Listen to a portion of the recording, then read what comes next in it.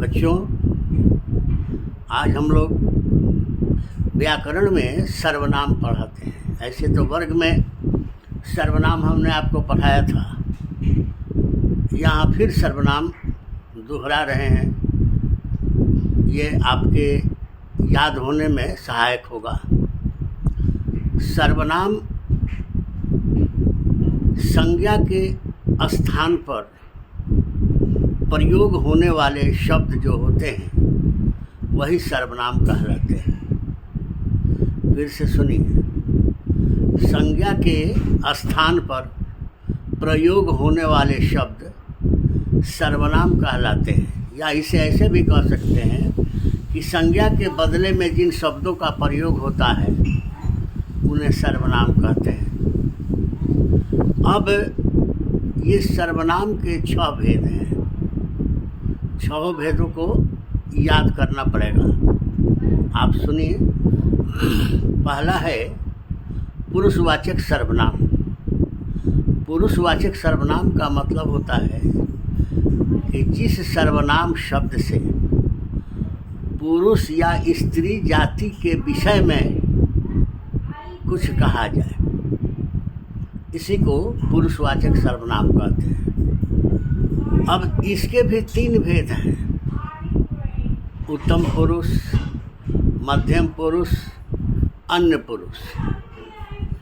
उत्तम पुरुष ये स्वयं के लिए होता है, वक्ता के लिए, कर्ता के लिए उत्तम पुरुष का प्रयोग होता है। मध्यम पुरुष दूसरे के लिए प्रयोग होता है, किसी दूसरे के लिए। और अन्य पुरुष अनेक लोगों के लिए, अन्य लोगों के लिए इसका प्रयोग होता है।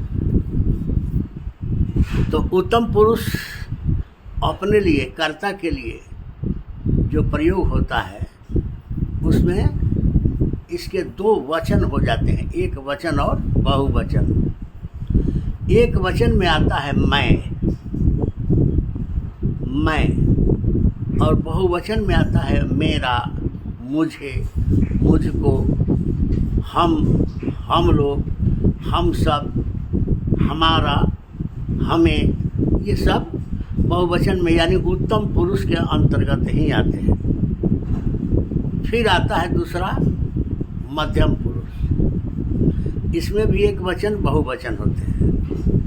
एक वचन में होता है तू, तुम, आप आदरणीय लोगों के लिए, जो हमसे बड़े हैं, उनके लिए आप का प्रयोग किया जाता है।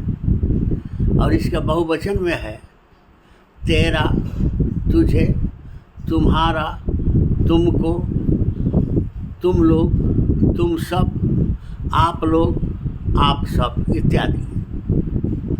इसी तरह अन्य पुरुष सर्वनाम, अन्य पुरुषवाचक सर्वनाम में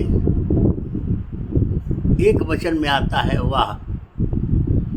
और इसके बाद जितने हैं वे लोग, वे सब, वे उन्होंने, उनका, उन्हीं ने, उसका, उसके, ये सब बहुवचन में आते हैं।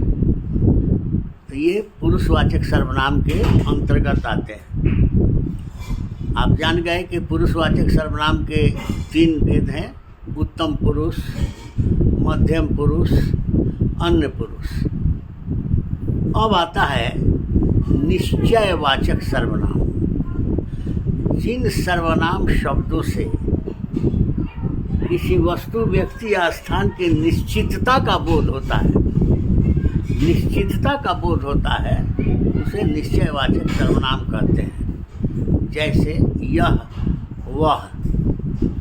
यह नज़दीक के लिए, यह मेरी पुस्तक है, नज़दीक के लिए। वह तुम्हारी गाय है, अब ये दूर के लिए। यह नज़दीक के लिए, वह दूर के लिए। यही निश्चितता का बोध कराता है। फिर आता है अनिश्चयवाचक सर्वनाम। अनिश्चय यानी जिसकी निश्चितता का पता नहीं चलता है, यानी जो निश्चित नहीं है। जैसे दरवाजे पर कोई खड़ा है, कौन खड़ा है मालूम नहीं है। पानी में कुछ गिर गया है, क्या गिर गया है यह भी मालूम नहीं है। इस तरह से आप जान गए कि अनिश्चयवाचक सर्वनाम जिसमें निश्चितता का बोध नहीं होता है वह होता है। फिर है संबंध बोधक या संबंधवाचक। संबंधवाचक सर्वनाम, जब जिन सर्वनाम शब्दों से संज्ञा या सर्वनाम का ही संबंध प्रकट होता है, इसमें जो, जिसका, उसका, जिसे, जैसे ये सब प्रयोग होते हैं। जिसकी लाठी उसकी भैंस, जैसा करोगे वैसा भरोगे, जहाँ चाह वहाँ राह, ऐसे शब्द होते हैं, ये संबंधवाचक सर्वनाम कहलाते हैं। फिर है प्रश्नवाचक सर्वनाम। प्रश्नवाचक सर्वनाम, सर्वनाम के पांचवा भेद प्रश्नवाचक सर्वनाम। वाक्य में जिन सर्वनाम शब्दों से प्रश्न करने या होने का बोध हो उसे प्रश्नवाचक सर्वनाम कहते हैं। यह कौन, क्या, किसको, किधर, कहाँ आदि शब्दों का प्रयोग करके ये प्रश्नवाचक सर्वनाम का प्रयोग करके वाक्य का निर्माण किया जाता है। छठा है निजवाचक। निज, निज का अर्थ होता है अपना।